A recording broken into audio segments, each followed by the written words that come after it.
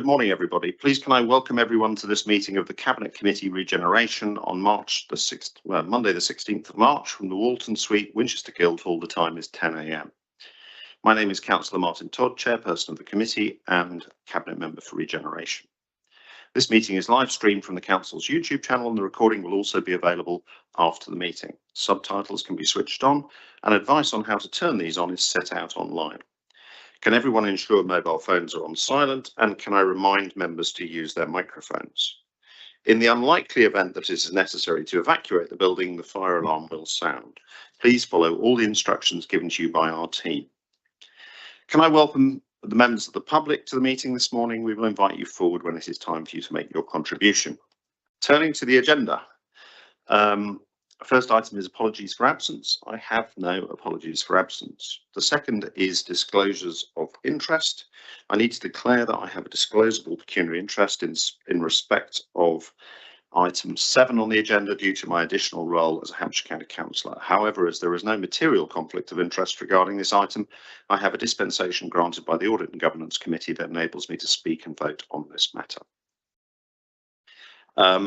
Any other declarations of interest? Councillor Lee. Thank you, Leader. I'm a WINAC trustee, but I have not taken part in any conversations and discussions on the subject with fellow WINAC members or trustees. Thank you. Thank you very much indeed. Any other declarations? Right. The next item is requests from visiting councillors to speak, and we have no requests from visiting councillors to speak. Item 4 is public participation, and Mr. Tate is here to say a few words on, I believe, King's Walk, but no doubt all will be revealed.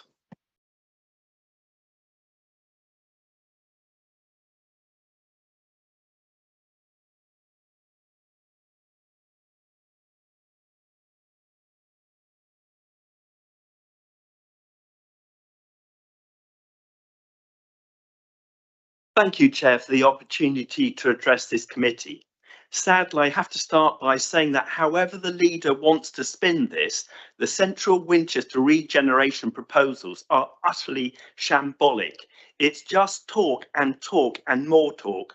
Officers and consultants come and go like the seasons, and the council racks up more expense with nothing to show for it.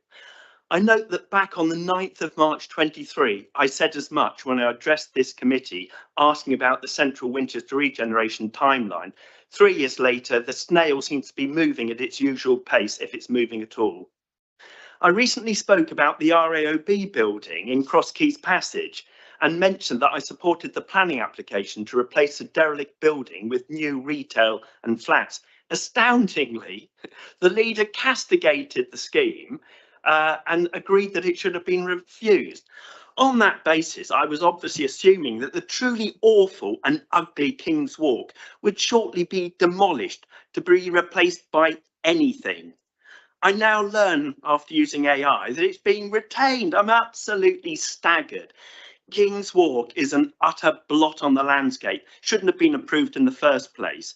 Knocking it down would be welcomed by pretty much all Winchester residents. Yes, the local businesses are great, but that's not because of the building, that's because of their passion, energy and drive.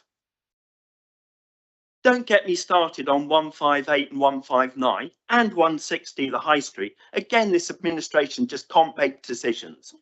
Pocket Park, another utter waste of money. You can't decide what to do with the buses. I've again been looking at the jigsaw on council regeneration pages on the various websites, and it was a real struggle. It was only Mr. Walgar kindly navigated the site to find the exhibition boards, but he struggled, and I think he would admit to that. It's very much like this committee. You met 17 months ago, and then there was a break. As I said back in March 23, when the previous Silver Hill scheme was derailed, the Winchester Deserve Better campaign stated that it would take 2 years to get it back on track. We're waiting. I really don't think that you can blame Liz Truss, the Ukrainian war, COVID, the new Gulf War. Really, none of those justify the lack of progress. Hindsight is a wonderful thing, but many can now see that the Henderson schemes with the brilliant Allies and Morrisons was the best we will ever get. And today you're going to offer us virtually nothing. Thank you, Chair, and best of luck.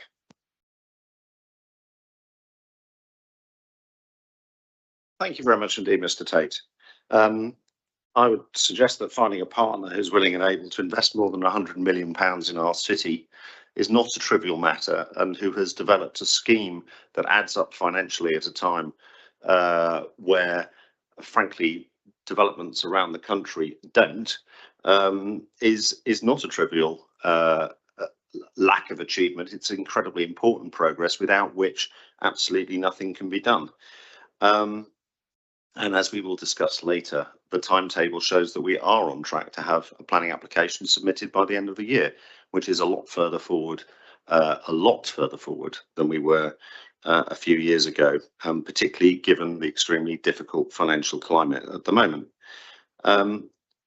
Maybe when we come through the presentation, we'll address some of the other points, including why King's Walk is being retained and what our plans for it are. But I don't recognise your characterisation of the situation, particularly how difficult it is to actually come up with a development that has popular support and is financially deliverable, which is not something that anybody previously has ever managed. So let's see how we're doing on that later in the meeting. Right. Chair's announcements. I would like to make an announcement that relates to station approach. It's not on the agenda today, but it's an important matter.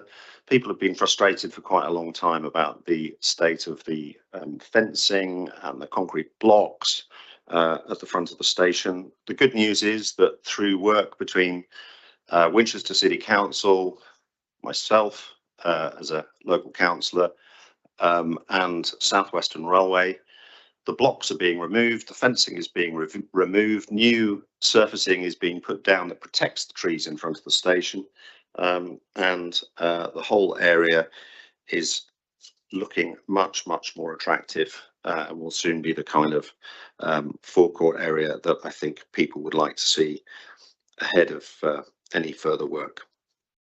So that's it for announcements. The main item for agenda is an update. Sorry, I skipped over the minutes. Are we happy to agree the minutes as a correct record of the previous meeting? Thank you very much. Let's move on. Oh, Councillor Godfrey. Mr. Chairman, this is 18 months since our last meeting. I'm always delighted to share these moments with you. However, the last meeting, we received an update on station approach. And although we've had an unrecorded update to scrutiny committee back in the end of last year, I can't find any update on station approach, nor have I seen any decision to suspend progress on that. Can you tell me where a decision on the progress of station approach project has been made?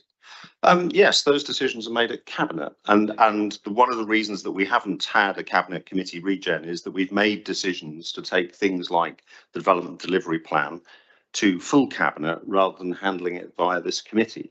Similarly, the approach and the decision to suspend work on station approach after we'd agreed a master plan for the area was repeatedly communicated and also made clear through the work planning process of the council.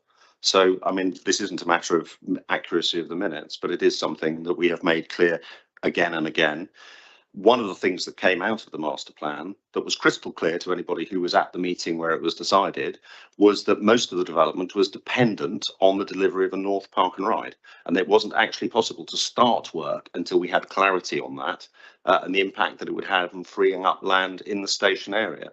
That's so that the two principal reasons for that. One is lack of clarity in terms of what exactly is going to happen to the north. It's a high priority to get that resolved. And then the second was that we have an agreed concept master plan. We have a planning framework in place, and our priority, given local government reorganisation, has to be central Winchester regeneration at this particular moment in time, because it wasn't going to be possible to make significant decisions before the Section 24 notice was served. But we've made that clear repeatedly in Cabinet, in discussions of the quarterly report, in briefings on projects. So I don't think there's any question about that particular thing. We're not discussing. I'm very grateful for your update on. I've heard from your words now, from your lips directly, rather than through scrutiny committee. But could you guide me towards the meeting at which Cabinet made that decision not to proceed? Because I can't find it. I've attended most Cabinet meetings. When was the decision made by Cabinet? There's no decision not to proceed. There is a decision to pause work, which has been made through the normal work planning processes of the council. You'll have seen that the departmental work plans have been published, and they made very clear the priorities of the council, and they were decided through the normal method.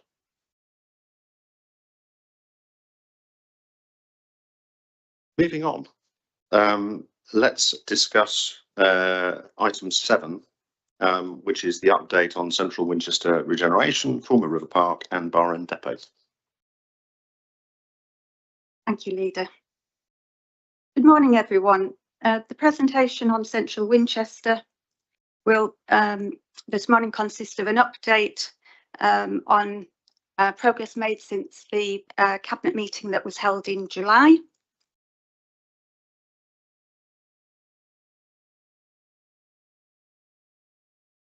There we go.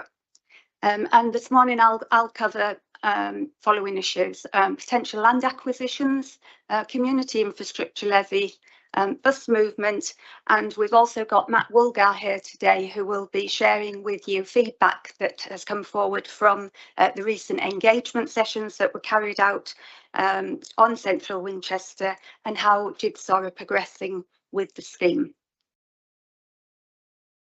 I'm very pleased to say that since the January meeting that we had, all legal documentation now has been completed, enabling the exit of GKRL from the Jigsaw Consortium, and that now it's solely in the hands of PFP Igloo Limited Partnerships and PFP Igloo Investment Limited.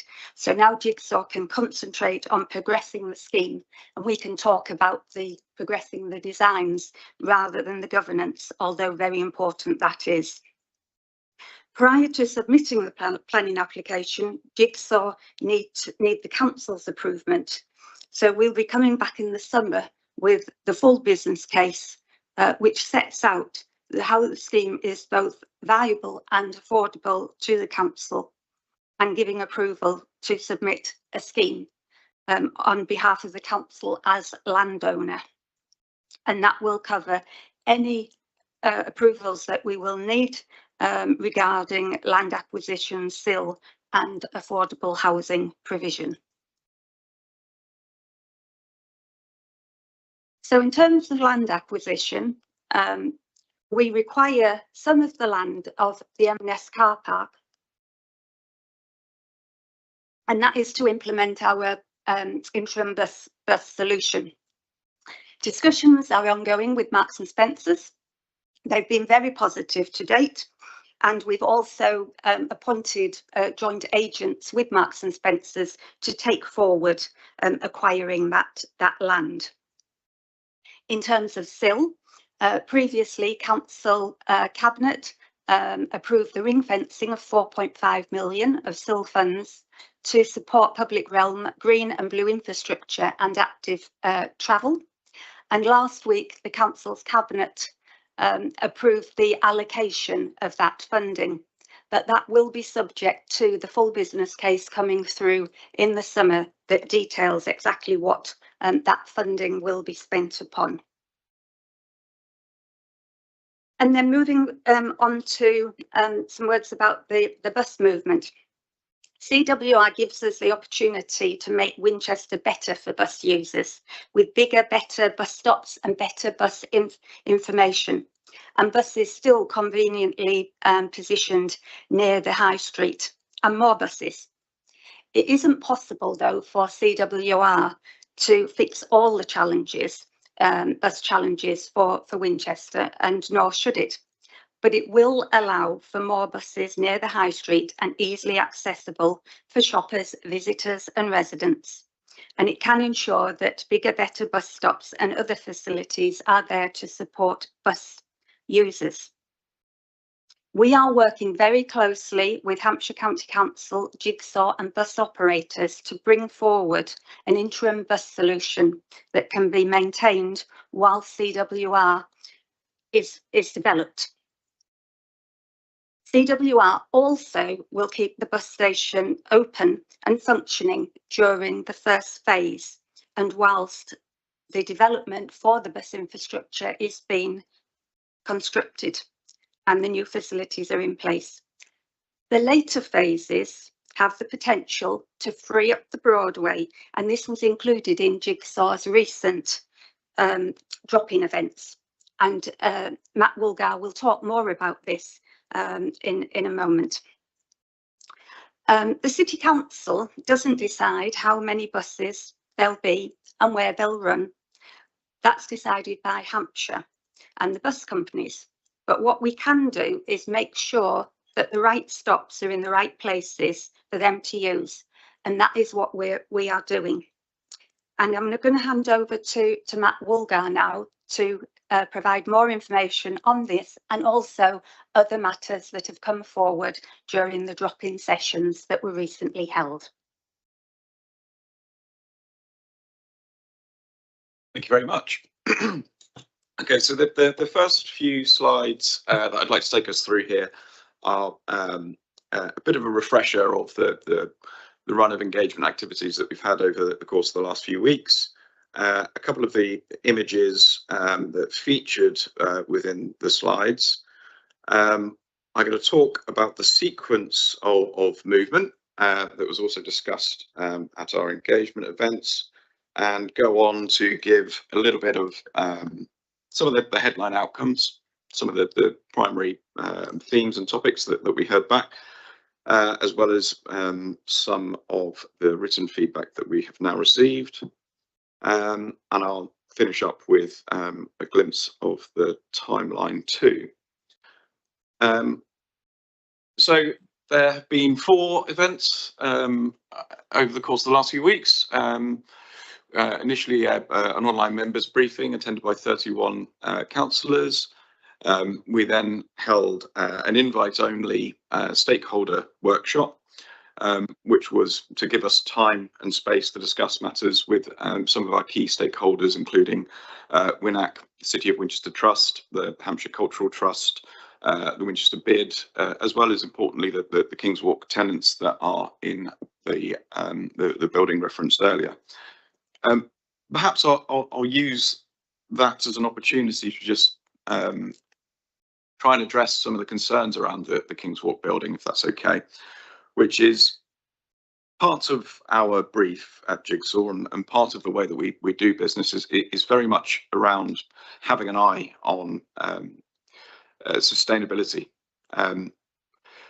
We in our industry really have now, I think, a strong handle on operational energy use, operational carbon. The building regulations and standards generally have rushed up to meet Igloo as a developer, and I think that generally the performance is pretty good. EPCA, BREEAM Excellent, those sorts of credentials that you hear knocking around, they indicate that we're getting quite close to having regenerative buildings once they're built. The biggest obstacle for our industry now is the embodied carbon produced during the manufacturing process. The very worst thing you can do is take a building that already exists, demolish it, and put another building back in the same location. You're just repeating that carbon debt that's already been accrued. And we're really, really keen to avoid that wherever we can. Now, that doesn't mean that we're going to completely ignore the building and just simply put a lick of paint on the inside and cross our fingers. That is not what we're going to do. It's going to be a fully refurbished building. And we're very excited to bring that forward in the future.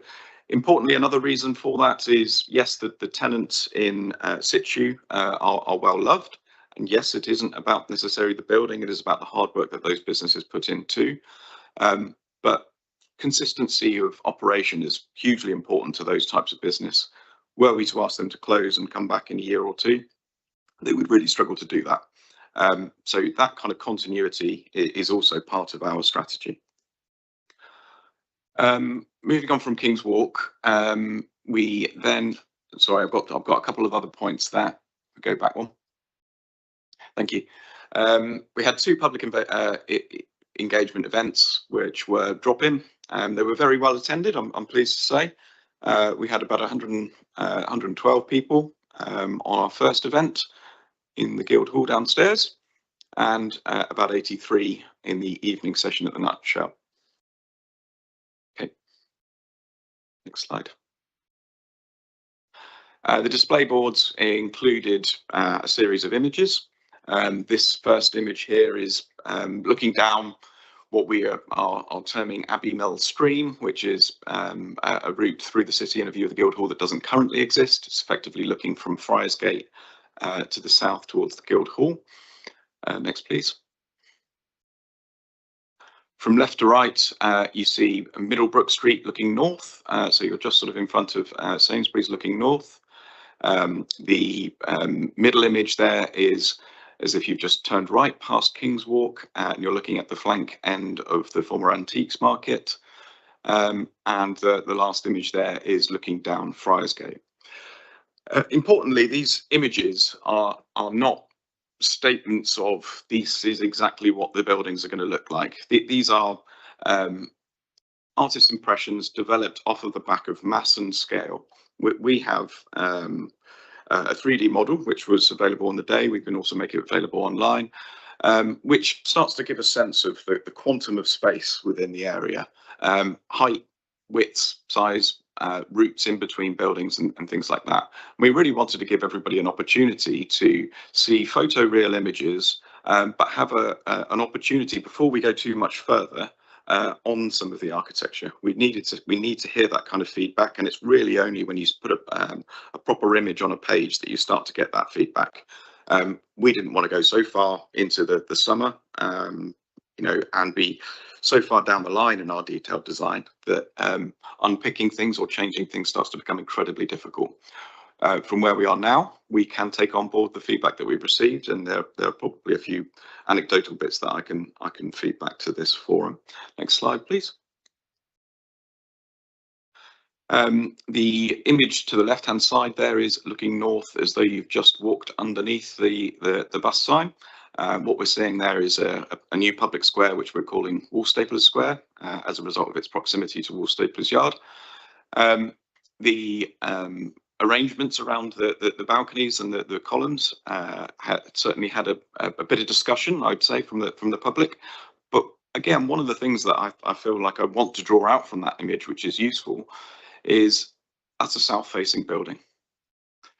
There are two major things that are going to happen in the next few years, some of which we're already feeling, is much hotter summers and much wetter winters.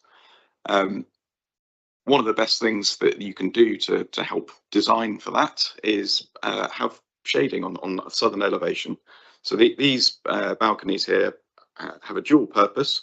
They allow for the homes above to have no single aspect homes. So all homes have multiple aspects with which they can look out.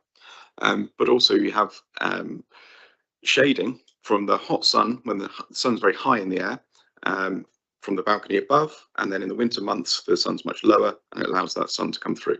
It really helps to minimize the amount of overheating, as well as helping us to avoid putting in air conditioning into every single home, which again goes back to my earlier point about energy use and operational carbon. If you're relying on air conditioning to cool your homes because they're all facing the blazing sunshine, actually you're increasing your energy burden. Woolstaplers Square, taken from a step back, and you start to see some of the public realm that we would like to open up for the good people of Winchester. And then our final sort of hero image shot, which is looking up the high street along the Broadway. Now, important to pause on that image. An important message here is that we have designed for the long term. We've felt it very important to not simply look at Central Winchester Regeneration, the area that the council has control over, and to say, well, if we do this bit, it will be fine. Our design team are exceptional designers, and in order to design well, you need to take a holistic view. You need to step outside that red line and consider change over a longer period of time. Can we say that every part of that image is deliverable on day one? Probably not. There's a lot of public realm there. There's a lot of scope. However, we will do as much of it as we possibly can, as carried by our scheme, and we'll continue to work with partners in Winchester and in Hampshire, as well as others, to attract further funding to deliver the longer term vision.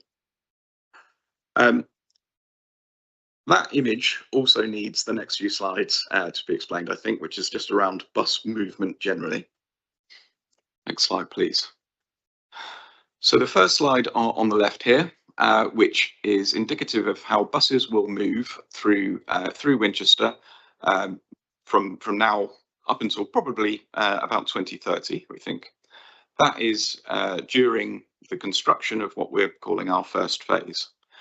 So what you're seeing on this image is there's a hatched area that says under construction, and that is the part of the regeneration area bounded by Silver Hill, Tanner Street, Friarsgate and Middlebrook Street. That is what we're terming our first phase. The blue line on the image is a simplistic way to loosely group together the bus services that serve the west of the city.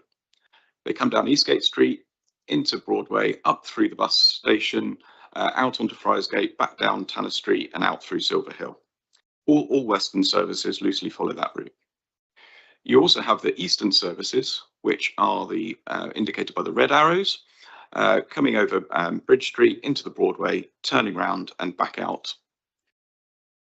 What we are saying in this image is that no changes, absolutely no changes to bus services are likely during that first phase. No interruptions, and importantly, operators in Hampshire dictate bus services. We're just not changing any of the infrastructure.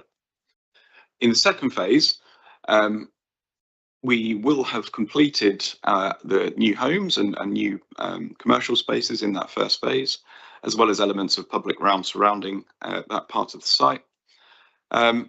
We then turn to the works that are necessary in order to achieve vacant possession of the current bus station site.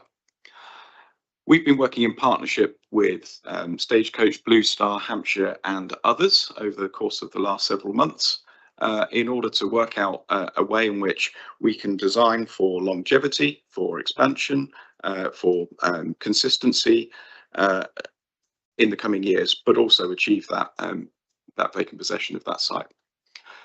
One of the ideas that we have there is around turning vehicles within the Broadway.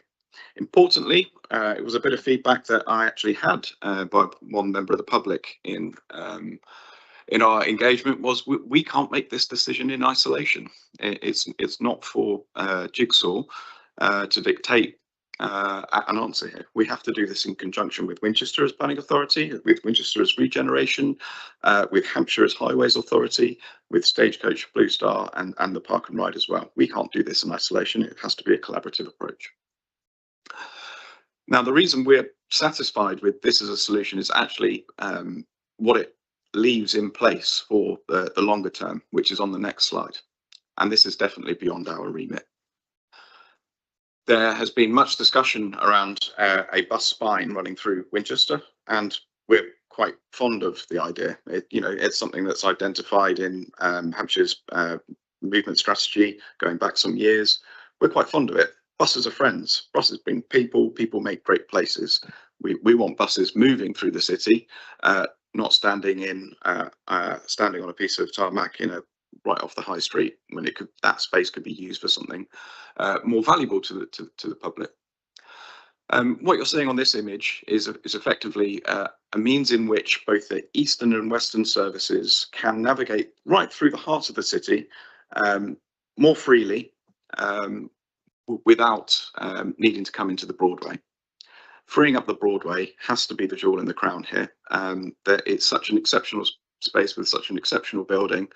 And you know, my favourite statistic about the Broadway as it is currently is that it's actually wider than the M3.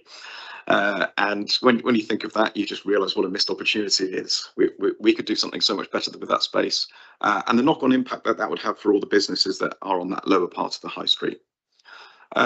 We can't do this alone. This is outside of our remit, but we thought it absolutely essential that we designed with this in mind for the longer term. Slide, please. So headline outcomes, headline feedback that we received. We're still sort of number crunching. We're lucky enough that the good people of Winchester actually did put pen to paper. We've got a lot of paper back from the engagement events, and it's been really very helpful. Some of the key themes that sprung out were around design. Yes, conversations around the use of arches in some locations. Our arches are a major feature within Winchester. Maybe not a curved arch, but then I think the kind of colonnade effect that we see down the high street, that is quite a Winchester feeling. But I'm not a designer. This is feedback that I want our architect team to respond to. That's their role here. The conversations around heights and impact on skyline, and the conversations there were really greatly helped by being able to walk over to our 3D model that we had on the table to indicate, well, where we are in scale. When you're looking from a first-person view at ground level, buildings do have a different flavour, but when you contextualise that within a 3D model, actually you appreciate that we're not talking about massive scale here. It's quite a big reduction from the previous attempts on the site, and broadly in line with the supplementary planning document. Materials, use of brick for and against. Interestingly, there is a lot of brick in Winchester, as you'd expect, but there are other craft-led materials as well, and we'll be keen to integrate those into the next iterations of the scheme. Surprising to me, at least, a surprising amount of comments around the water play features shown within Wallstapler Square. We'll take that into consideration. I think and when I say water play, I mean sort of fountains below the ground that shoot up and kids can play in it while mum and dad get a coffee. Those sorts of places work really, really well. They really animate a space. There's a reason to go there. The kids love it. It keeps it a really kind of mixed, vibrant space. The concerns that I heard were actually around the cost of maintaining it. And at that point, I think I managed to allay concerns by putting my hand up and saying, well, that it's not being adopted. That remains a private expense of the estate. We will consider that, of course, very, very carefully. Public spaces, the extent to which these spaces are green. Okay, we are city centre, and we do have to have movement through buildings, people moving through buildings. It is hard to make every single space green, but I think we will consider that very carefully and make sure that we can put forward something that is balanced within the context of the green spaces that Winchester has to the south and the north of our site. We certainly are very, very committed to our green corridor coming through the site with regards to planting and flood resilience in the opening up of the culvert. Feedback around buses, yes, very much around retaining that holistic approach, not just doing our bit and ignoring what might happen afterwards. We don't want to suggest something that then needs undoing and redoing. We want to be a step along the journey, and we'll take as big a step as the project can afford to. And conversations understandably around flooding as well, making sure that there are flood mitigation measures put in place. There are flooding issues in Winchester, as I'm sure we're all aware. Next slide, please. And I pulled out some positive feedback, and I'm not going to hang on every single word, but I have to say I felt really quite energized, quite enthused by leafing through our box of feedback letters and finding some of this positive feedback coming back. We're not all the way there yet, but I really believe that we're on the right path. And as we process all of the feedback that we've picked up over the last couple of weeks or so, I'm sure that we'll sharpen and get even closer to the right answer for the scheme. I think that's me. Oh, timeline. Yes, importantly. So yeah, we're anticipating another public meeting. In addition, I think, to a bit of a district-wide roadshow like we have done in the past, in the summer months before the school break. Thereafter, there's another cabinet meeting due in the summer months as well. We're expecting to get a planning application in towards the end of the year. We're saying autumn currently, and we believe doubling down and setting aside some real working time, I think we can get there, which would then mean a planning committee early in the new year.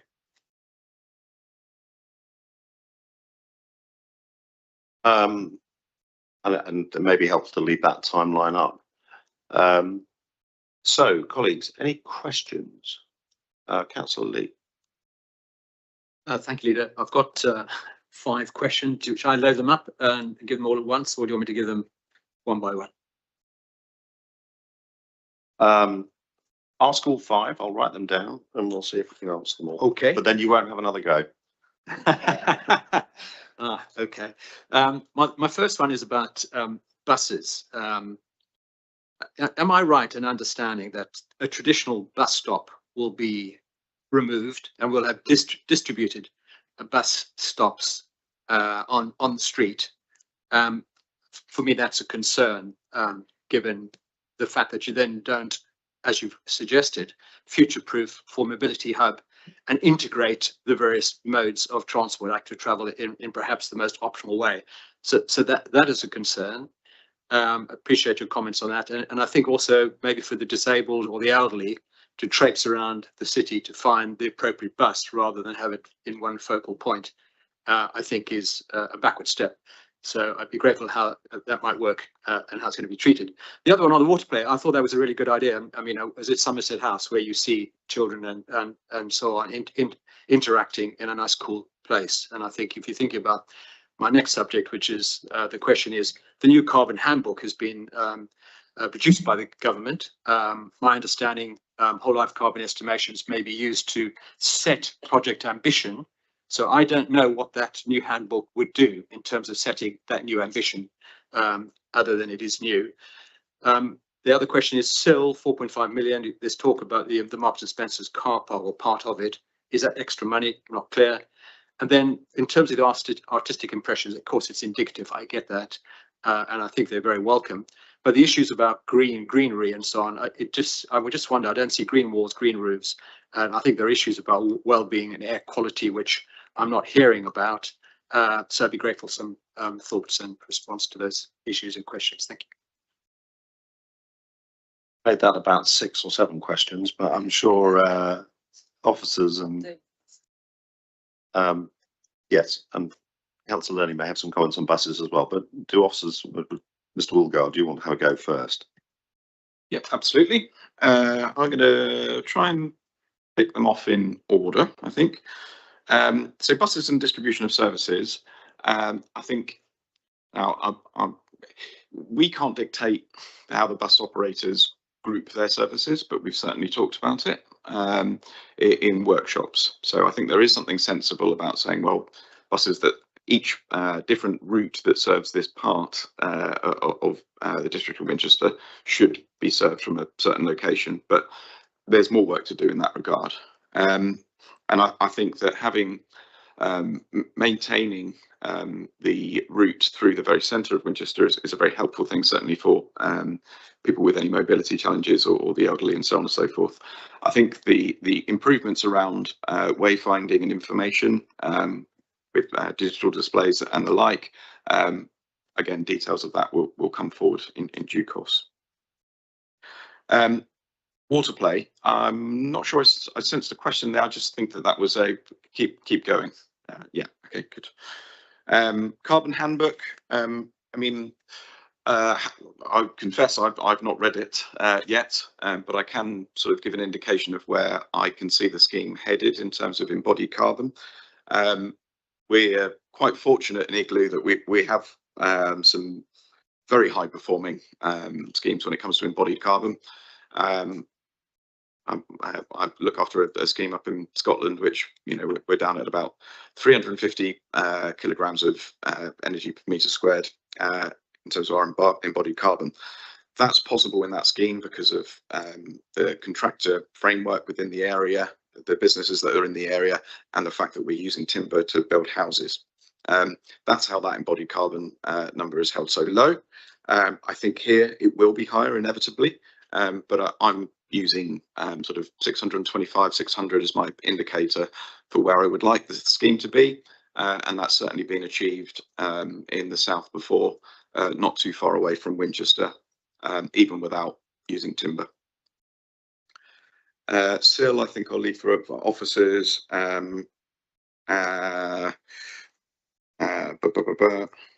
And greenery, yes, we will be. We have our biodiversity net gain target that we need to hit anyway, and yes, that will need to be achieved through a mixture. The project is quite hungry for roof space at the moment, as you can imagine, with trying to balance that operational energy requirement around air source heat pumps versus ground source heat pumps versus green roofs and so on and so forth. But there is an answer where we can integrate all of these things together. I just don't know exactly how far we're going to be able to push it yet, but we will. Mr. Handy. Yes, thank you, Lead. If I can just deal with the question on Sill and the M&S car park. Members may remember that as part of the budget for 26-27, a capital allocation was made for land acquisitions, and it will be that will be drawn upon to fund the land acquisition required for this scheme at the moment, which is the M&S car park. So there's still no intention for the Sill to be used for that. Councillor Loney, you had some comments on buses. Yes, I think there's actually currently a misconception that all buses go to the bus station, because they don't. As a frequent bus user myself, I'm well aware that the 64, the 2, and indeed our own Park and Ride already operate out of the Broadway. And there is a further issue there, which is that buses frequently drop people off from other services in the Broadway, because if they're going back to the depot or they're changing number, that's the easiest place for them to do so. And when they do that, they actually drop people off in an area where there's no information about interchange, which I think is really important.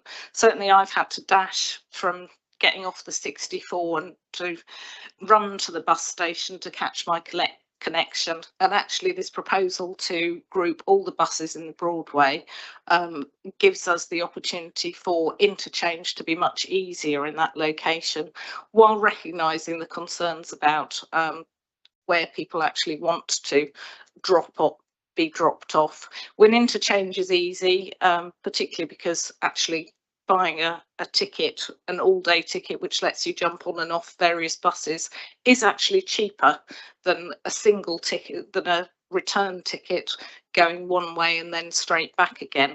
I think we can deal with a lot of that, but information is really important.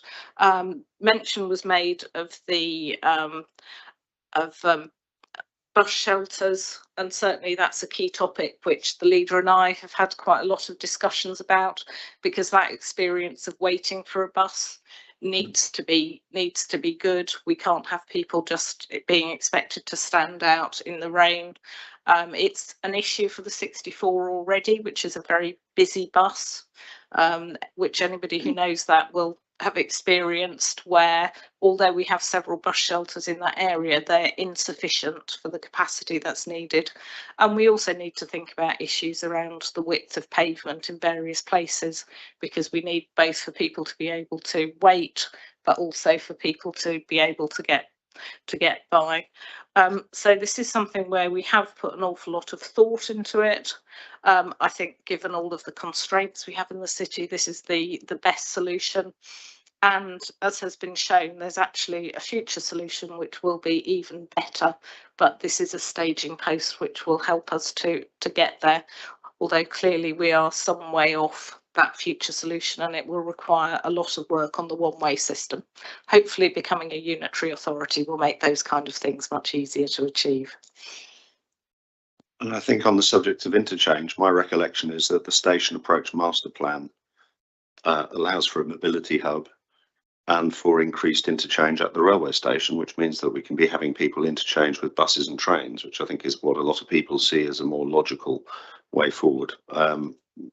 Have I remembered correctly, Ms. Taylor? That's correct, Leader. And we have specifically looked at allowing enough space at the station approach to enable more standing areas within that location for interchange. Yeah, so I think if we're looking at all forms of transport, interchanging, the station is the obvious place to do it, because we also want people, for example, to be able to switch between bike and bus and train, and not including train in our interchange thinking would probably be a mistake. Councillor Laming, you wanted to ask a question. Yes, thank you, Chair. It's very important that we get good bus service and good interchange, particularly to help meet our environmental targets. However, can I plead with the Cabinet to put a boot up Hampshire and look at the actual bus routes that we've got, because some of them are totally illogical. If I look at my ward, I've got bus service which is really good on one side, yet the other side of Bay Farm Road we end up with 2 buses a day on 2 days a week, which makes it very difficult for people not to use their cars. And this applies to Shawford and other places as well. So could we actually get a proper bus review of the routes? Well, it's clear your county councillor has let you down very badly, Councillor Laming. I mean, so the answer is we can't. It's not the job of Central Winchester to decide the bus routes for the entire district. We do work with the county on the City of Winchester movement strategy. And again, that's more been in the space of bus priority measures. It is a county issue, and as of May, it moves to the county, to the mayoral combined authority. So transport policy is likely to be moving to the mayor. That's actually incidentally, in passing, one of the opportunities as relates to station approach, because a couple of years once our combined authority is an established mayoral combined authority, the mayor gets a role in the stations, and then we can have a proper joined up conversation about transport in that particular area. So I take what you're saying, but it is a county issue. I appreciate that, but this is a superb opportunity to actually get things organised. Absolutely. I think we do whatever we can and use whatever leverage we have to try and improve the bus situation, but we also need to recognise where the decision making sits on this. Any other questions? Councillor Godfrey, you had your hand up. I've got a couple of substantive questions, a couple of information requests. The SPD anticipates removal of traffic from Silver Hill. I'm concerned that the proposed bus routes over the next 15 plus years along Tanner Street, Silver Hill, is going to hinder accessibility between the 2 parts of the Central Winchester site, between King's Walk and Woolstapler Square. Is this going to be, is this a definite route, or should we be looking at making this whole area pedestrianised? It's a very good question, and it's an important one. And Mr. Woolgar. Thank you. I think our main answer, probably something I've already said, which was buses are friends. Buses bring people, and I think buses moving through Silver Hill doesn't fill me with concern necessarily, because I think allowing the district to benefit from a bus route right the way through the centre of the site is a positive thing. The longer term, you sort of mentioned that the 10 to 15 year kind of bracket there. I would continue to support the downstream changes that we identified in the creation of the bus spine. We've identified a route coming through Silver Hill and Tanner Street into the long term. But actually, if you are two-waying Friarsgate and some of those long-term major changes down the line, then actually perhaps it doesn't remain necessary into the future. That would be. So the just to clarify that, so the SPD moved the buses a long way away from Silver Hill, so that they were going to be up in Friarsgate, and not near the high street anymore. I mean, have bus users or the bus companies had any views on that? Yeah, there's definitely a reticence to move the accessibility of buses too far away from the high street. Yeah, very much so. I think in the longer term, as changes are made, our scheme is finished, opportunity for further investment from the Highways Authority, whoever it is in the future, I think the centre of the city will gravitate north, but it's not there yet. And, I think we need to design with the long term in mind, but take small steps along the way. Thank you. You had some other questions. Thank you. Yes, we again, referring back to SPD, it talks about Winchesterness, and one of the key features of Winchesterness was discussed was the size of public squares in Winchester, which is generally very small. Your images so far of the Woolstapler Square seem quite significant. There's sunlight getting into it, which is jolly in many different ways. But unusual and doesn't necessarily map the character of the area. Is the size of Woolstapler Square going to be in keeping with the rest of Winchester?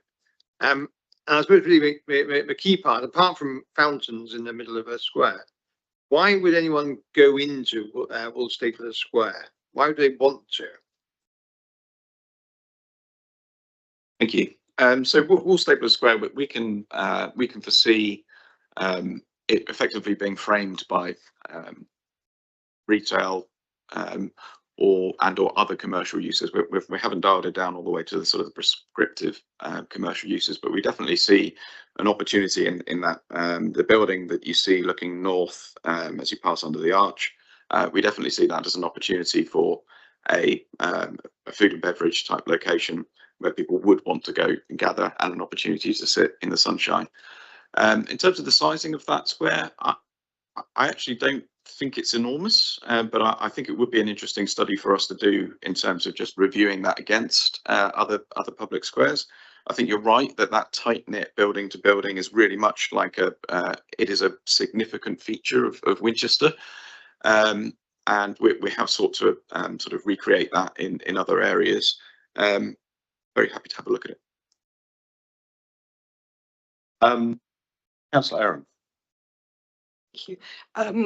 Just going back to King's Walk for a moment, I'm very sympathetic with the idea that closing that economic unit down for a year would be fatal to some of the businesses, if not all. But I wondered how it's going to work for businesses in other places. Perhaps Iceland, where likes of Iceland and Poundland can bear the disruption.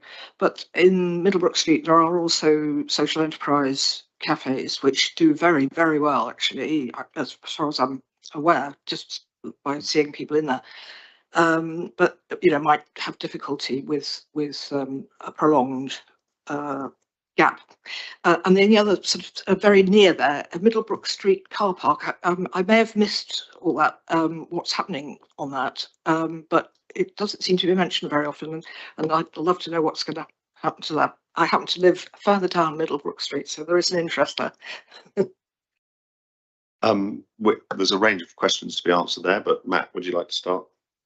Yeah, I'll cover the tenants point if that's okay. So yeah, we've spoken to all tenants, and the first question we've said is, do you want to stay? And for those that have said that they do want to stay, we have a sort of reorganisation plan in mind. We have asked for patience and flexibility from tenants, because it isn't easy. We are removing spaces and building things. So there will be periods of time where the new spaces won't be ready yet and the old ones will be gone. So there is flexibility and patience needed, but we're in one-to-one dialogue, we believe, with all of those tenants, and we expect to continue that. And in terms of Middlebrook Street car park, it wasn't included in the contract with Jigsaw. I mean, it was in the SPD. I've got here. There's a big multi-storey car park on it in this scheme, and what was called a bus hub, although it doesn't actually have enough stands to support the buses we currently have in Winchester. But yeah, that was what was in the SPD, but it's not part of the discussions with Jigsaw at the moment. Councillor Godfrey, do you have some other informational questions? There was, yes, a couple of things. One is, how will this area be referred to? The catchy Central Winchester Regeneration Scheme doesn't necessarily mark it very well, and we've been through a couple of others before.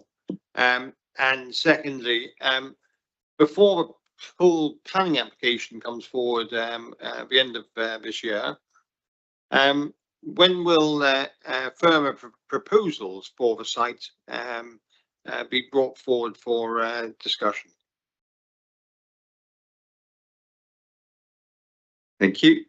In terms of identity, the honest answer is we don't know yet. We haven't got a name that we're keeping under wraps that will emerge. We're big fans of the naming of places being born of the design and the history. So I think there's something more to come on that, and we'll certainly be steering away from names that have been there in the past, I think. The second question was around next opportunity. Next opportunity is in June, prior to the summer break for school holidays. And further proposals about what you're planning to do on that site. Correct. Yeah. So just for we're really clear, and I think it'd be worth exploring this in a bit more detail in terms of the sequence of decision making. So you will run a consultation in June where people will, because you're effectively moving quite close to a final planning application, we will be closer to what the final buildings are going to look like.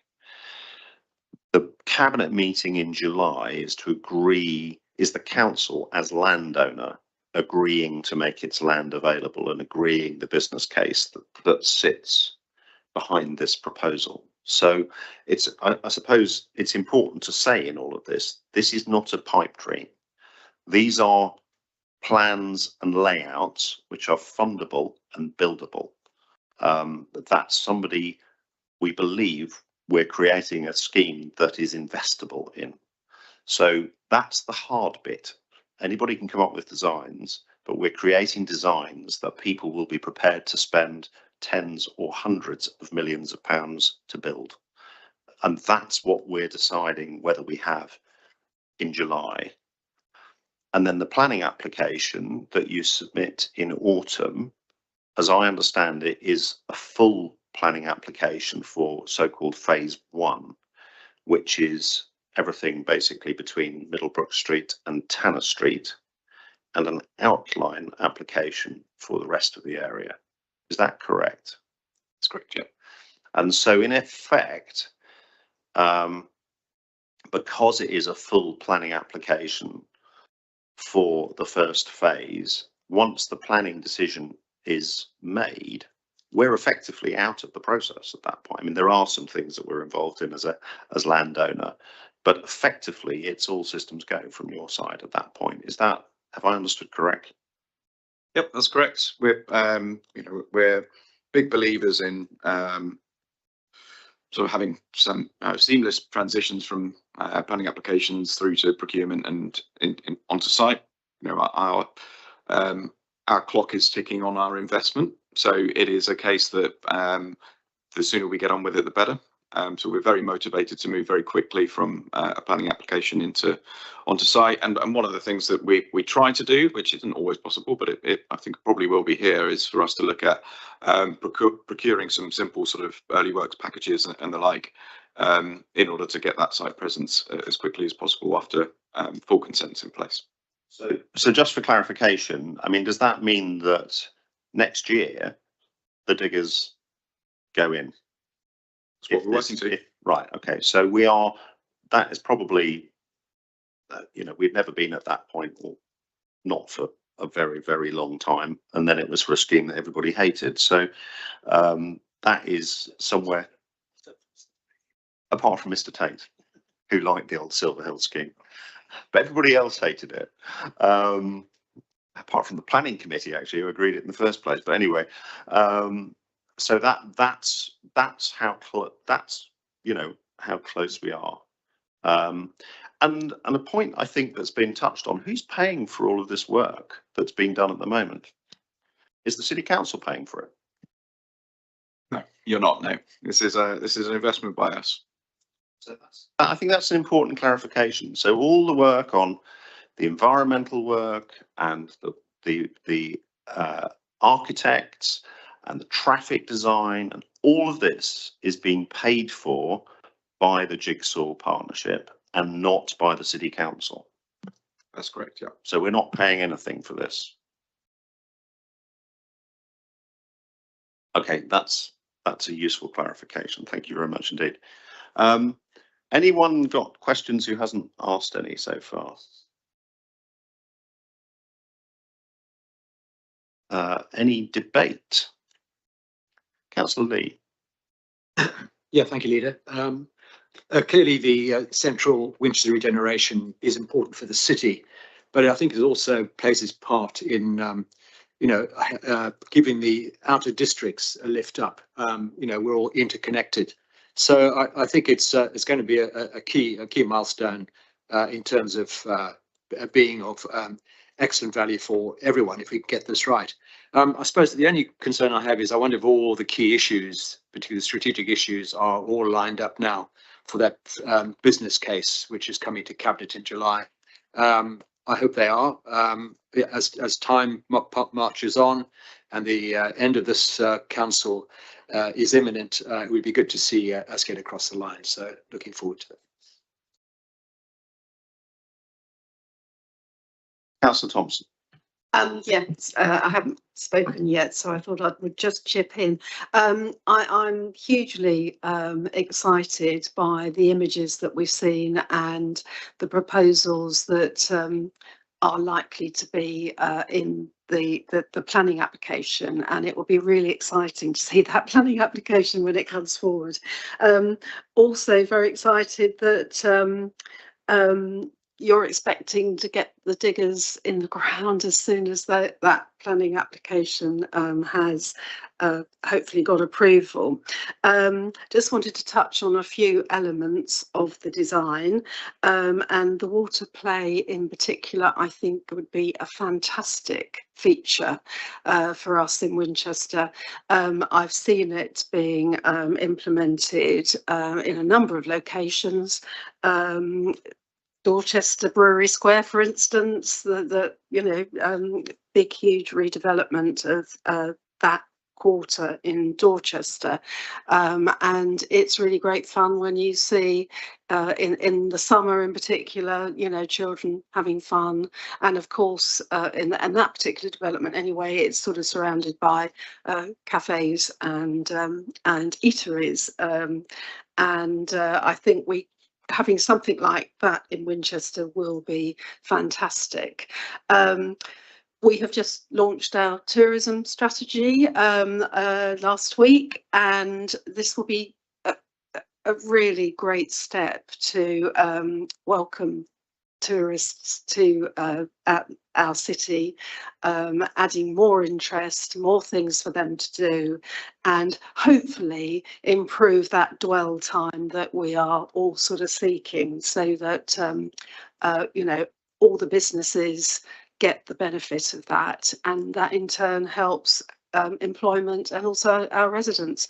So I think there's a lot to be pleased about and really quite excited. So thank you very much. Thank you very much indeed, Councillor Thompson. Councillor Laming. Thank you, Chair. I think this is a great opportunity for the city. Being one of the people that called for the special council meeting that actually stopped the previous one, this is a remarkably better solution. The visuals show it looking so much better. The plans that I've seen for the walkthroughs and that is very good, and I think it will only do the city a lot of good. The only reservation I've got is to make sure that we get a proper bus service running throughout the city to alleviate some of the traffic problems. But I think this is a really good system, a good scheme, and I totally disagree with Councillor Tate. Sorry, I thought you were the number of times we see you. Citizen Tate. It's a bit like Citizen Smith, isn't it? Call you Wolfie Tate from here on in. Any Councillor Aaron? Just very much support my colleagues' comments. I particularly like the opening up of another part of the city, which seems to be very important because the high street is crammed in certain months. I'm thinking Christmas and summer, and to have distribution of people in a wider area is better for businesses, better for crowd distribution, etc.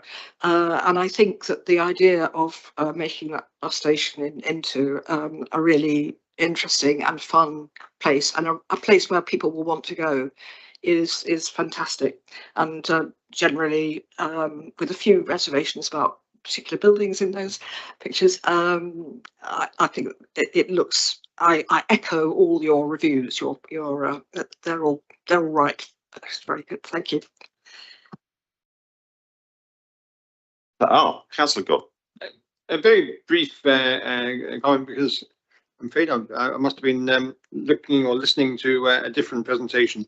I look forward to any details on what's proposed for this area.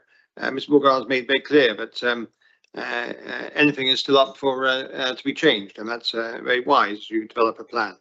I'm slightly concerned that some of the less attractive to my traditional eyes buildings in Coitbury House and King's Walk are to be retained, but it does mean that the antiques market can be hidden for that little bit longer. So I'm not quite sure why we would do that, as opening it up was going to be one of the benefits. Why not get rid of at least one of those buildings? Anyway, I look forward to hearing what is actually going to happen, not some lovely pastel shades that have been shown so far. I might use my chair's prerogative to quickly talk about, to ask, just to clarify again, in planning terms and visibility of, I think it isn't just about the embodied carbon when you look at King's Walk. Are there other factors that have led to the decision to retain that building? Yeah, I think you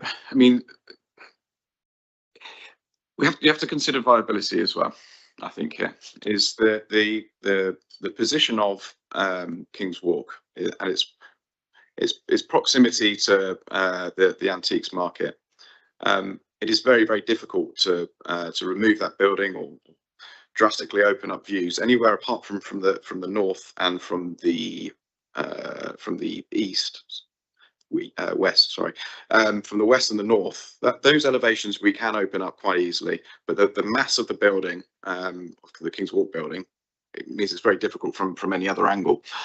Demolition in taking the embodied carbon point and setting that to one side, although it is a genuine consideration to us.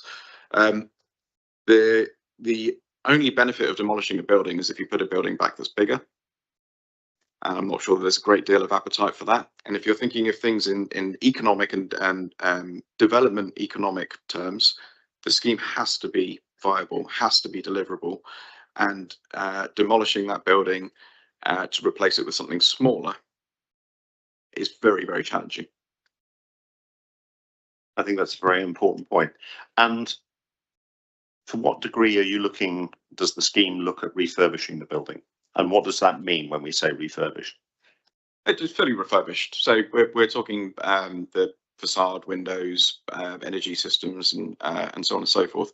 We're toying with this idea of trying to get as much solar panels on that building as possible, which could be quite exciting. But we understand the sensitivity around the aesthetics of doing that. So there's more work for us to do, frankly. But our costs allow us to refurbish, skin the full envelope as well as inside the building.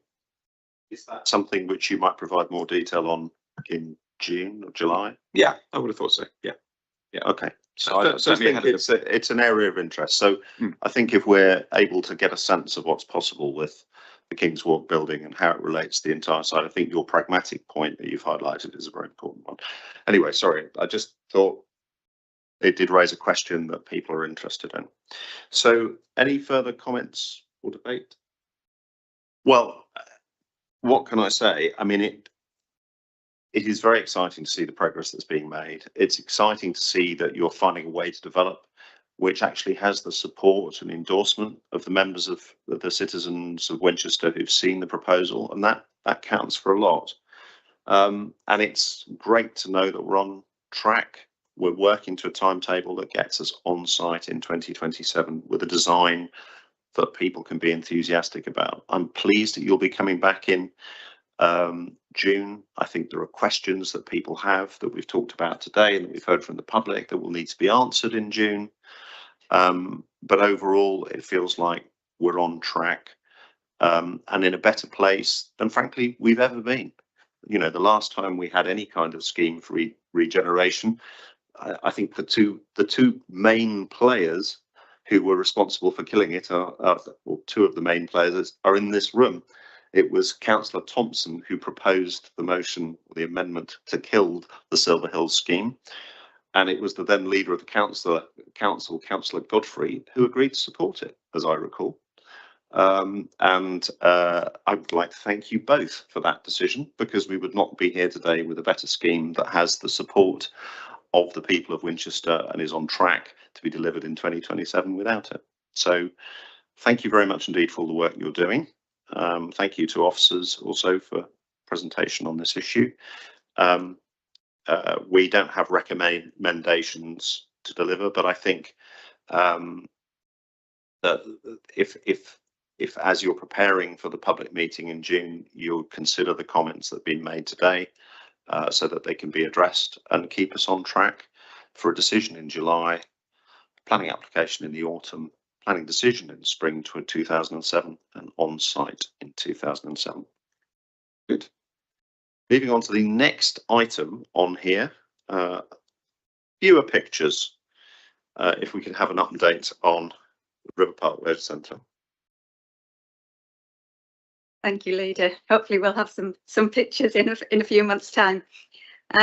So this is an update on progress that we've made in relation to finding an organisation to invest and develop the former River Park Leisure Centre site, cover expressions of interest received, feedback from the recent drop-in event, and the process for formal bids, and together with the timeline. In July last year, Cabinet agreed an approach to market the former River Park Leisure Centre site, and following that approval, we appointed Lambeth Smith Hampton as our commercial agents, and they began marketing the site in September. After the deadline in December, we had the drop-in event in January that followed our commitment to include the public in every step of the way. Formal bids invited in February of this year, and the deadline for those formal bids is the 2nd of April. So we had 12 expressions of interest, which we were really pleased with that level of interest across the site. The uses that came forward from organisations included paddle and pickleboard, a Lido, gym, education, church and care homes. It's important to say that the purpose of expression of interest stage is to gain an indication of the level of interest on the site. And we did not shortlist from this list, and all of those that expressed that interest were given the opportunity to submit a formal bid. So as I said, we had a drop-in session on the 27th of January where we shared the uses that had been put forward with the community. We had an event at the Guildhall, very well attended, 259 people visited on the evening, and we had the boards online. And we asked people for any feedback from that, and we got 757 responses to that, which again shows the interest and enthusiasm for developing that site in something for the community. The main themes that emerged from that was overwhelming support for a Lido, which we saw from the previous drop-in event as well. But appetite for a multi-use community hub on the site, things like cafe and soft play were mentioned. There was a rejection of an opposition for some of the uses that had come forward, care home, church and school. People also remembered the importance of the 1902 indenture and for the site to remain as recreational use. Very much a desire that something would have something for the youth, and then concerns about the existing the state of the existing building, and how unsafe it was, and that it was an eyesore. And that we really needed to get on and do something, which is exactly what we're doing. Mention of the site constraints. We know it's a difficult site to develop, and we've set those out previously. And very much a request for the public to remain involved throughout the process in the marketing and for genuine consultation. The comments that we got back, we provided a summary to the potential bidders, so hope that they will be looking to address some of those, incorporating them in the uses that they put forward in their final formal bids. As I said, the deadline is the 2nd of April.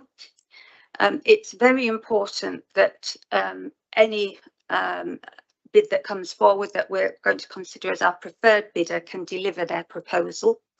And so there's a lot of due diligence that will be undertaken via our professional advisors in ensuring that they have the necessary funding in place and legal capacity to contract and purchase. Also, to emphasise that by law, the council is obliged to obtain best consideration for the site, and this can be achieved by undertaking a competitive marketing process, which is exactly what we're doing here. We're not obliged to accept the highest bid. However, if a lower bid was to be considered by us, it would need to demonstrate social, environmental, well-being or economic benefits, and that these can be quantified.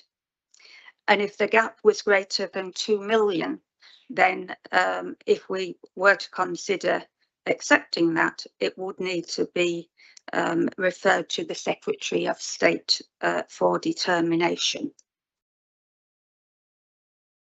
In terms of the timeline, we're on track to have a contract in place with our preferred bidder as they emerge in September of this year, so that we can make the decision as Winchester City Council. So the next part in the timeline, we're sort of halfway through, and it'll be in April and May when we evaluate the formal bids that we've received. There will be another engagement session, and there'll be a statutory consultation period for disposing of the site, which shall be subject to a cabinet decision in May, and then following that will be coming in August for cabinet to approve the preferred bid.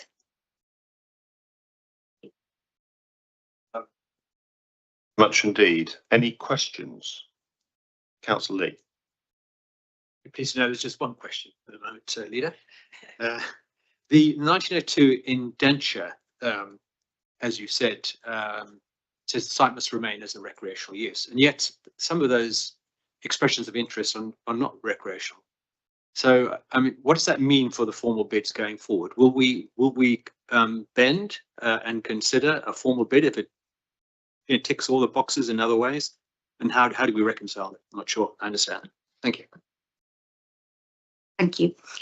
Yes, to release the site from the statutory trust that is set out with the indenture requires the advertising process. So if the council was minded to accept a bid that was the highest consideration for a use that wasn't set out within the indenture, then the statutory trust could be squashed by the advertising process, and that has two different mechanisms depending on the use that comes forward. So if the council dispose of land which is held under the trust, then we advertise under section 123 2A of the Local Government Act. But if the council was minded to sell the site to a prospective purchaser who intends to deliver something that's not within the indenture, then the advertisement would be through section 1222A of the Act, and that follows an appropriation methodology.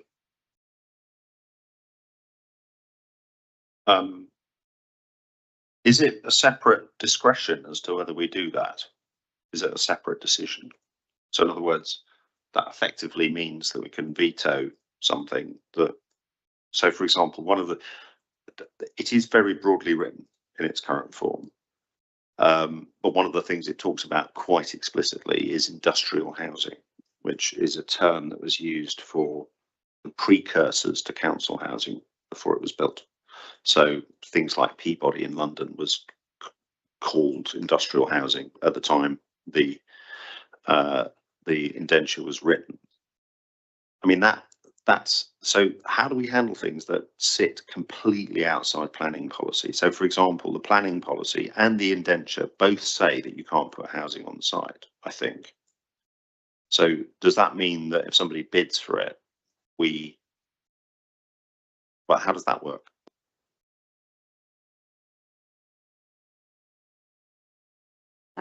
Housing is one of the areas which the indenture is very, that's the most restrictive part of the indenture, and you're right, it talks about industrial buildings, which in modern day terms we take as housing.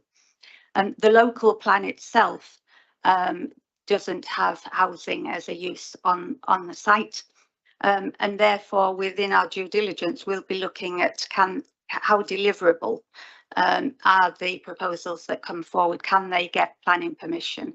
And if it's not, if it is housing, then it would be extremely difficult to have a deliverable scheme on that site.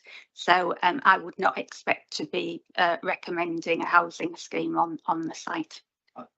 That could be one where we went to the Secretary of State and said, well, they might have written a huge check, but we just can't accept it because it's in direct contradiction to our.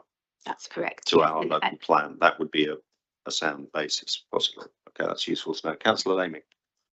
Just one small point. That area is a high flood risk area. So that must cause several problems on that. Because after all, the leisure centre was the only swimming pool that I know that's been closed from flooding on the outside. Councillor Lemon, you're correct, and the flooding is one area that would have to be addressed as part of the planning application, and housing would be extremely difficult to obtain.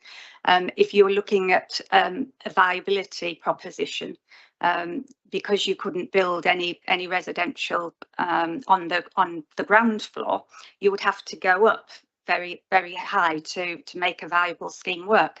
But because of the position within the area, you couldn't gain the height that you wanted to for the viability.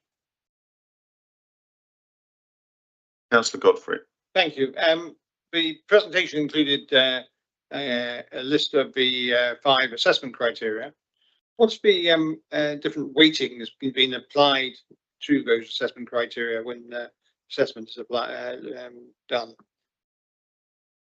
In terms of the deliverability, each of the criteria would be weighted equally, with economic, social, and environmental benefits each having their own weight. But I do draw you back to the fact that we are obliged to take the highest consideration for the site, unless we were to be wanting to put forward a bid on economic, social, and environmental benefits. And when we're looking at environmental, social, economic benefits, when we're talking about how the operational use will benefit the well-being of the city, what the environmental credentials are of the operation, and what jobs and training facilities, etc., that the bid is producing. So it's a holistic approach, which would then need to be quantified in financial terms. Sorry, I'm slightly lost because you talked about there being equal weighting for the 5 criteria, including price, and then you said there wasn't equal weighting. So what is a proportion of weight being given to each of the criteria? Sorry, the price hasn't got an equal weighting to deliverability. Price sits out separately because we'll be looking at which is the highest price obtained. But outside of that, when we're looking at deliverability, each of those different criteria that I mentioned are all equally weighted. So where we're looking at, have they got experience, have they got a track record, what is the programme, how can they deliver, what is the economic benefit, the social benefit, and the environmental benefits. I suppose the question is, okay, so are we weighting those equally, or some of them are pass-fail?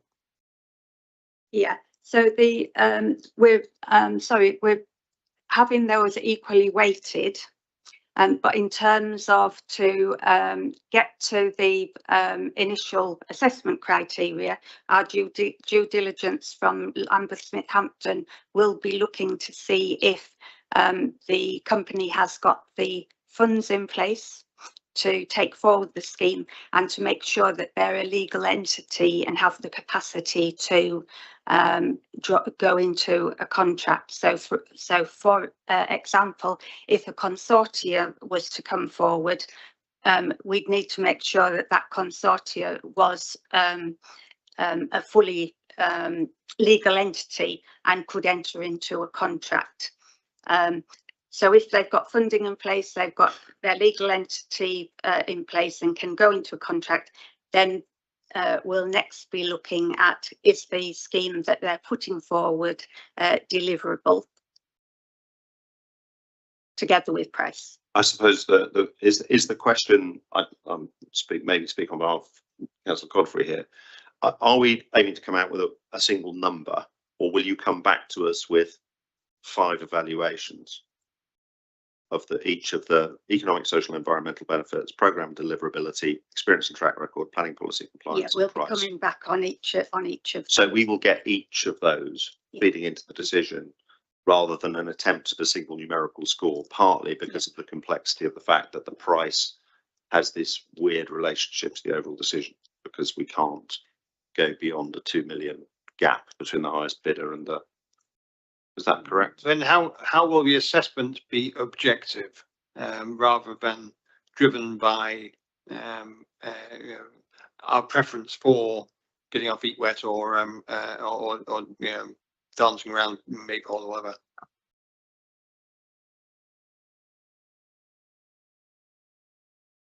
We need to be very objective, because if we're taking anything other than the highest price, then we will need to be able to justify why we are doing that, and therefore that's why we'll be going through each of these with a very thorough due diligence process, so that we're able to say, well, if we did want to take this bid over that bid, these are the reasons why, and it'll have to be very, very transparent. It won't be something behind closed doors, because we will need to be justifying it to the public why we're not accepting that highest bid, and it'll be for Cabinet to make that decision.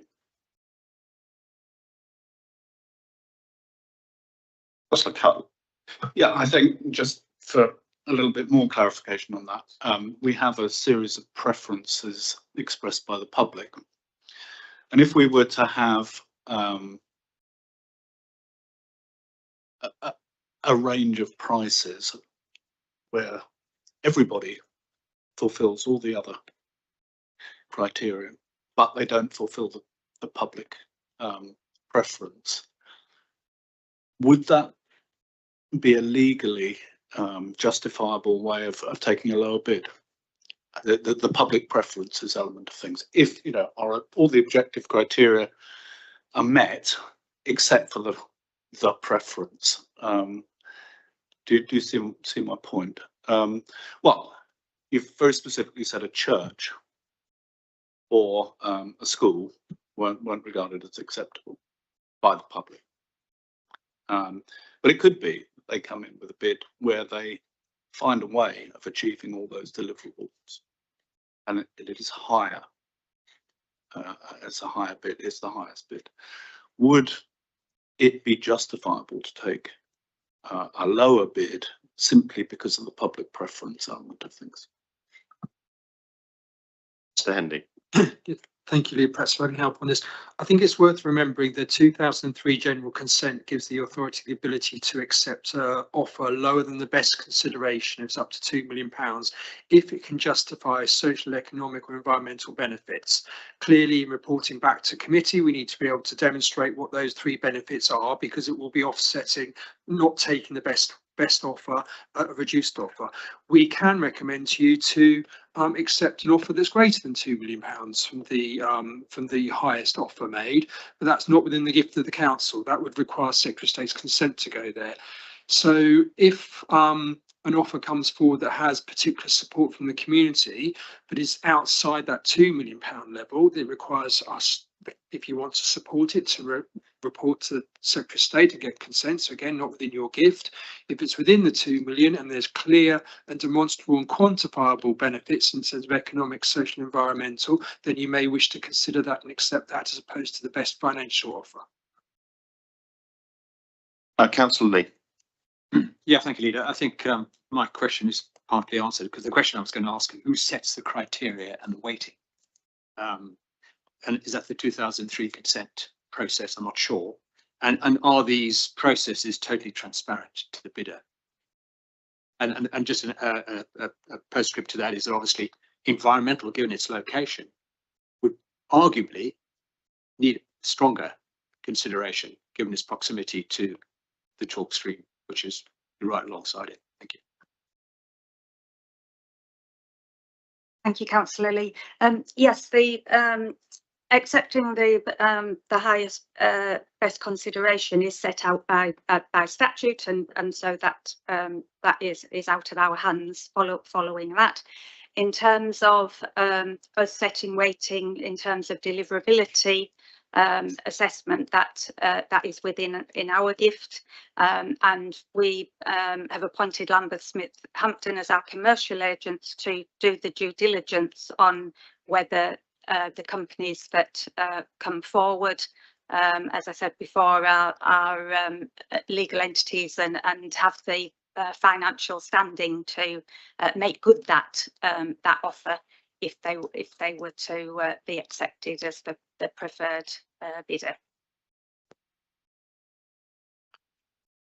Sorry, on the environment one, that will also be covered by the planning. Yeah, the environment has two bites of the cherry because it's in the environmental, social and economic impact, and it's in the planning policy. And again, that's if we think something is against the planning policy, that's kind of a big deal and a justification for not accepting the highest bid. Well, it's a huge deal. Okay, any other questions? Any other thoughts? Any debate?